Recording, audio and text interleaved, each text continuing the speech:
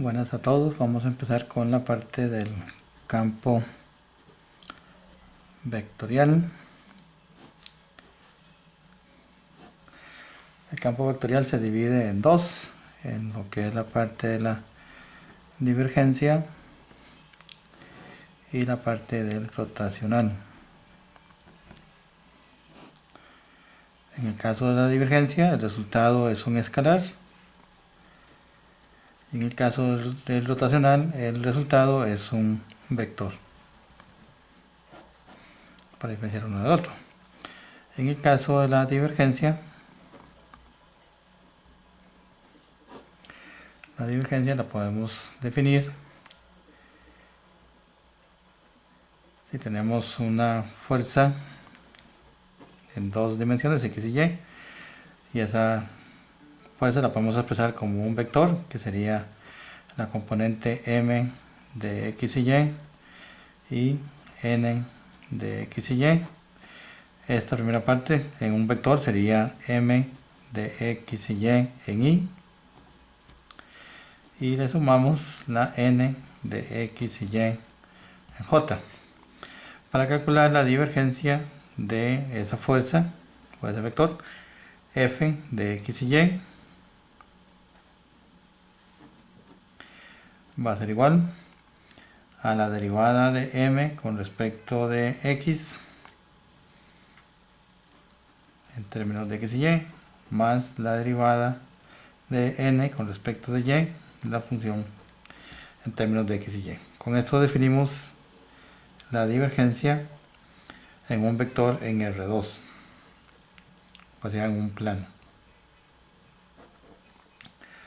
Para R3, si tenemos una fuerza en x, y, z, sería también un vector que tiene componentes m de x, y, z, n de x, y, z y p de x, y, z.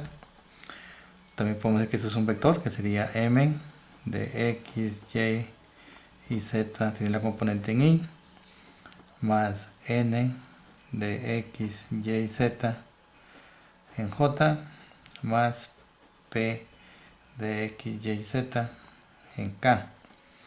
La divergencia de nuestra fuerza F en términos de x, y, z va a ser igual a la derivada de m con respecto de x de las variables x, y, z, más la derivada de n con respecto de y de x, y, z, más la derivada de p con respecto de z de x, y, z. Entonces ese sería el resultado del cálculo de la divergencia, en este caso en R3. ¿Okay? Por ejemplo, si nos piden que calculemos, tenemos una fuerza F con coordenadas x, y, z, es el vector x al cuadrado, z en y, más y, z en k. Bueno, cambiémoslo para ponerlo en orden, más fácil. Sería x al cuadrado, z en y, menos exz en j, más yz en k. Esa sería nuestra fuerza.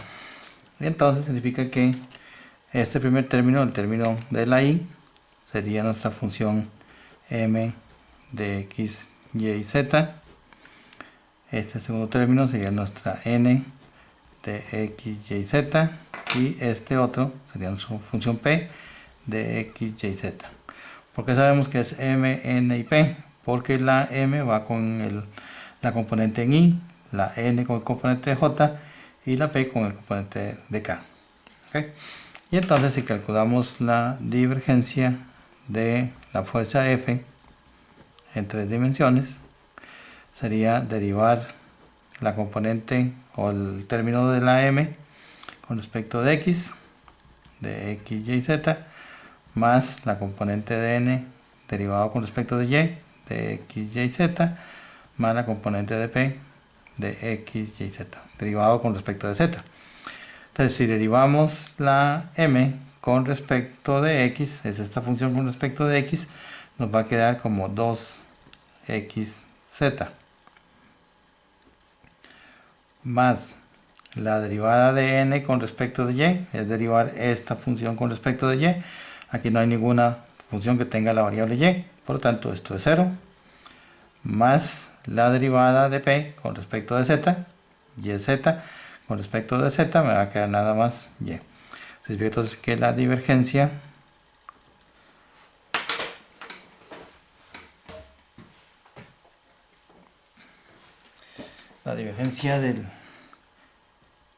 de nuestra función f de x, y y z va a ser igual, en este caso, a 2xz más y. Esa sería entonces la divergencia de esa función cuando tenemos tres dimensiones. Ahora, si tuviéramos un ejemplo con dos dimensiones, tiramos una fuerza f de x y y con las componentes seno, x seno de xy en y más x al cuadrado más 3y en j.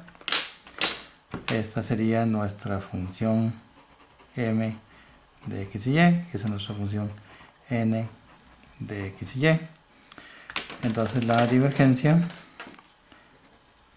de f en dos variables sería la derivada de m con respecto de x en términos de la función x y y más la derivada de n con respecto de y de la función también en las dos variables. Entonces la divergencia de f va a ser igual. Si derivamos m con respecto de x, bien, aquí tenemos un producto de funciones. Tenemos que derivar esta función con respecto de la x. Entonces esta sería nuestra u, esta sería nuestra v, entonces sería la x sin derivar por la derivada del seno, que sería coseno de x y y multiplicado por y, más la derivada de x, que es 1, por el seno sin derivar, seno de x y y. Y a esto le sumo la derivada de n con respecto de y. Si derivamos x al cuadrado más 3y con respecto de la y, me quedaría nada más 3. Significa entonces que la divergencia de f va a ser igual a x coseno de xy, aquí sería xy o yx, más el seno de xy más 3. Aquí sería entonces cuando tenemos una función en R2.